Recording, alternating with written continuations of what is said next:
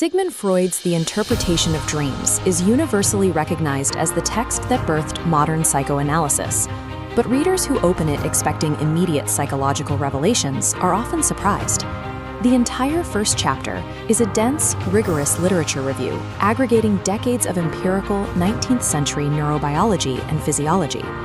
The book notoriously sold fewer than 400 copies in its first 6 years in print, before eventually shaping 20th century thought.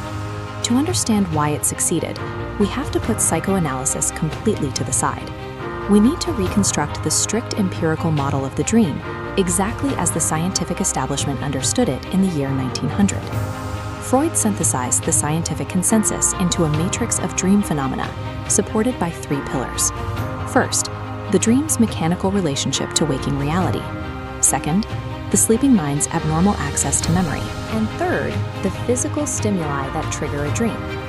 Establishing this baseline is essential. Only by seeing the exact limits of 19th century physiology can we understand the specific failure that forced Freud to invent a new psychological theory. The first hurdle researchers faced was a stark philosophical contradiction regarding how a dream connects to our waking life. One camp, led by physiologists like Carl Burdach, argued for a hermetic seal. They proposed that dreams actively sever us from reality, completely ignoring our daily labors, intellect, or deep sorrows. The opposing camp argued for absolute continuation, insisting that the content of a dream is constructed exclusively from waking sensory experiences and recent daytime thoughts. F.W. Hildebrandt captured this tension perfectly.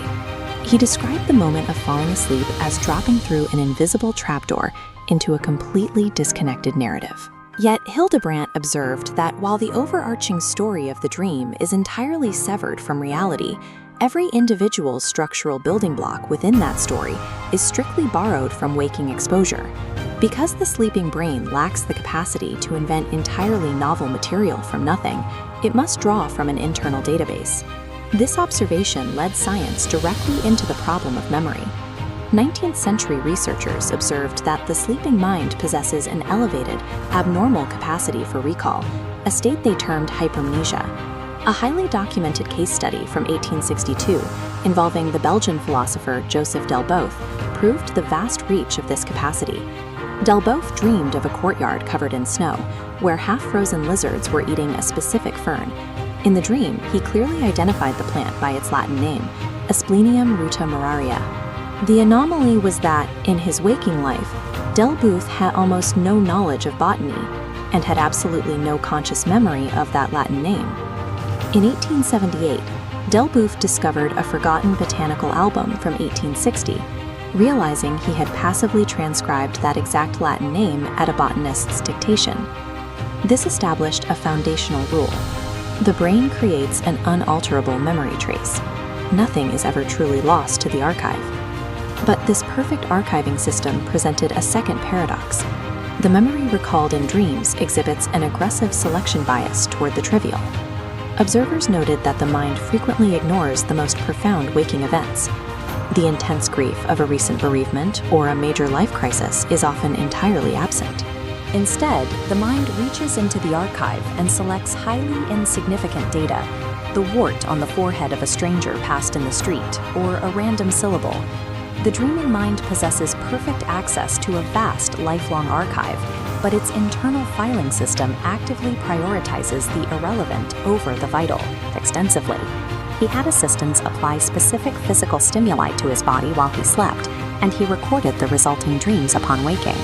When an assistant tickled his lips with a feather, Maury dreamed of a frightful torture device where a mask made of pitch was pulled from his face.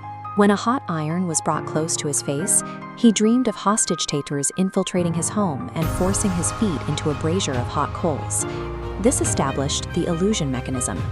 Because normal associative pathways are relaxed during sleep, the brain misinterprets the physical stimulus. To make sense of the sensation, it pulls from its memory bank and constructs a hallucination. This construction happens with incredible speed, a phenomenon of temporal compression best illustrated by Maury's famous guillotine dream. While Maury was asleep, the wooden top of his bedpost detached and fell, striking him directly across the cervical vertebrae. This split-second impact triggered an expansive dream. Maury lived through the Reign of Terror, faced a tribunal, and walked to the scaffold. Physiologists theorize the dream perfectly reverse engineers a narrative, building a complex backstory that logically concludes exactly as the physical stimulus strikes. A more common example is a ringing alarm clock. The sleeping mind perceives the noise and instantly spins an illusion, like a kitchen maid stumbling and shattering dozens of plates, so the waking alarm matches the climax of the dream. 19th century science successfully proved that a physical spark ignites the memory fuel, but in doing so, it revealed that the sleeping mind is a master narrative architect. This diagram shows the mechanical ingredients of a dream. Somatic stimuli act as input, passing through memory filters to output the dream illusion. Physiologists isolated these inputs and filters, but Freud exposed a gap. This model cannot explain why the mind makes specific, bizarre narrative choices. In 1888, a researcher named Sigmund recorded a dream prompted by the sound of a horse's hooves trotting past his bedroom window. The sleeping brain translated that auditory stimulus into a hallucination of gigantic figures pulled from Gulliver's Travels, seated at a table making a frightful snapping noise with their jaws as they chewed. This leaves the final, unanswered question of 19th century science. Why does the mind select that specific, highly absurd hallucination to explain the noise, rather than simply dreaming of a trotting horse? Somatic triggers and vast memory banks are insufficient to explain the intricate, highly selective narrative logic of dreams. This physiological dead end is the exact intellectual pivot point that required Freud to step in and introduce a purely psychological framework. Clarity Campus, illuminating minds and expanding horizons.